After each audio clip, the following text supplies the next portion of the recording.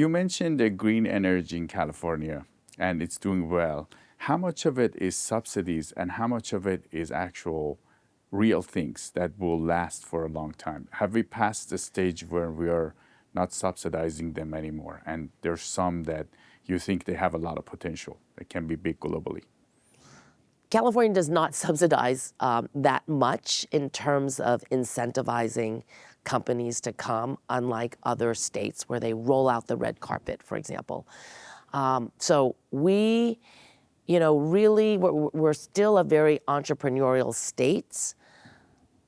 And I think the future for California has to be public-private partnerships, because we just don't have enough money at the government level, to fund everything we need.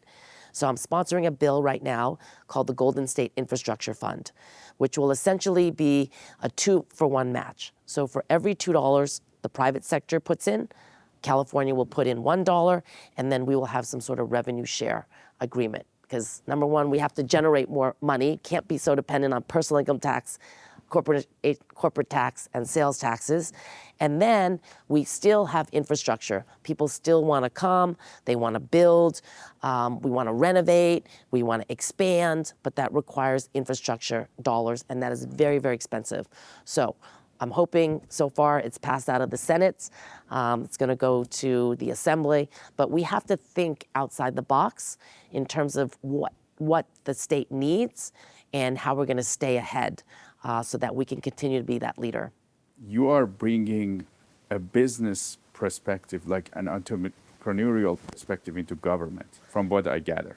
I do, because I'm a CPA by training. I'm a real estate tax accountant, but I understand the relationship between taxes and people and incentives and carrots versus sticks. I think we should be creating more carrots versus sticks. And in California, unfortunately, when you hear about people having a difficult time or struggling, a lot of them have gotten in trouble. They didn't pay their taxes on time. The health department came in and they didn't, take care of it quick enough. And then they get into this cycle or this loop or this black hole where they can't get out of it. Now, all of a sudden, the city attorney is suing the business, and then they're all, worked up because they can't pay for that and they can't operate their business. And then what do they want to do? They want to shut down. They want to go hide. You can't hide from the government and taxes. So, I always say, if you get a tax notice, open the envelope.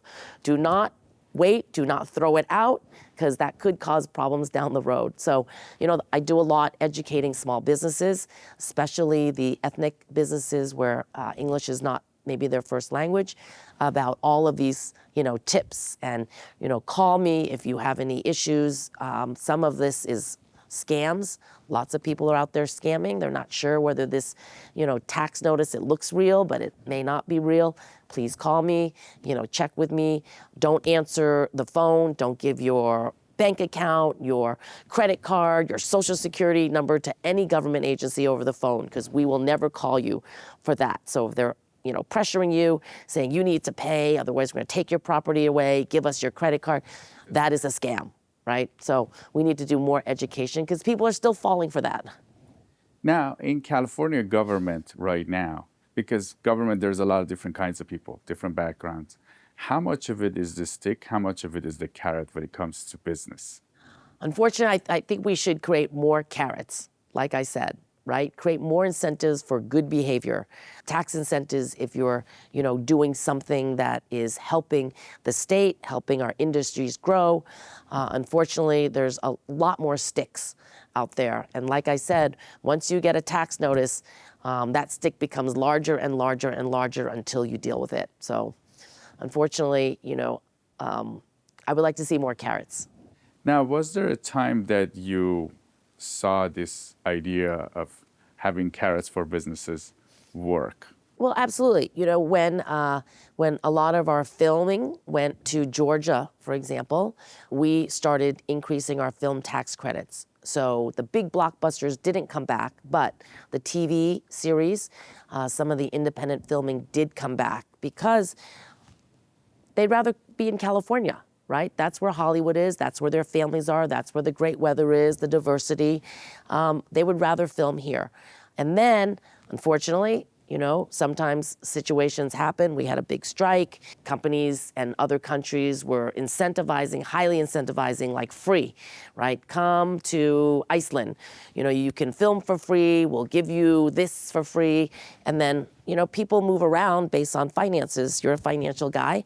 So you're like, well, okay, do I pay more here or do I go there? So then they go there, and then we try to, create more incentives to bring them back. But it's very, very hard sometimes for California to compete against other countries. So Fiona, you have the respect of some of the business community that we know. How can California ensure that businesses that are successful, that have used the resources in California, will stay and continue to contribute?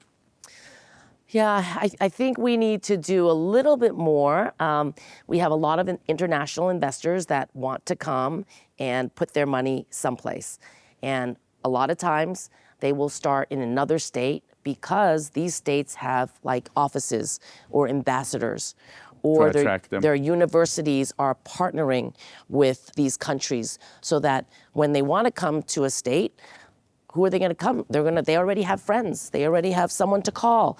They say, come on, welcome, stay at my house, come check things out. California does not do that.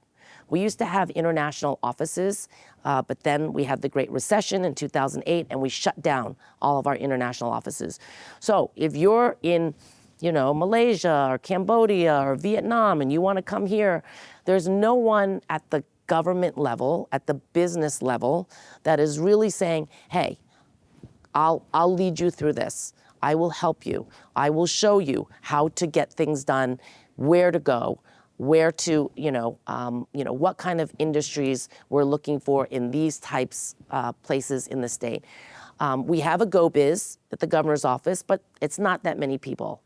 I try through my office because we have the money and some of the incentives, but I'm only one person. So we really need to create a more robust, business ambassador program, not only here in California, but also around the world.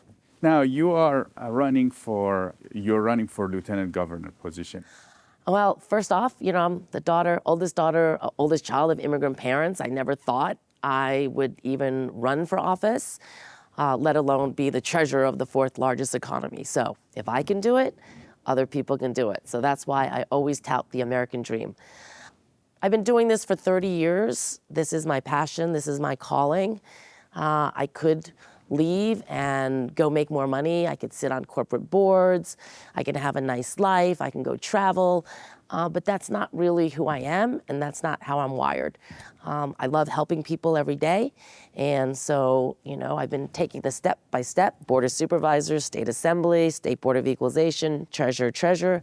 So that next step in my journey is lieutenant governor.